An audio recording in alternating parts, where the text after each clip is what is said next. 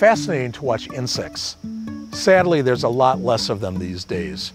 Whether it's bees, butterflies, other pollinators, insects are in decline.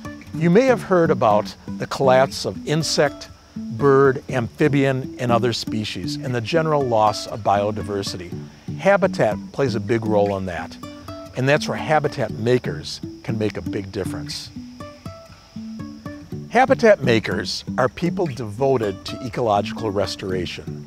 They work on all types of habitat, whether it's a boulevard in front of their house, their own backyard, or working on a large-scale restoration. All types of restoration can make a difference.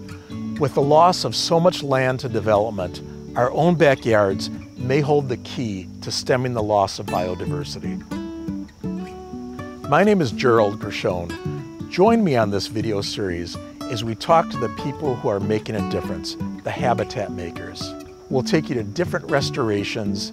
We'll look at the challenges and obstacles they've overcome and the often amazing results they've achieved.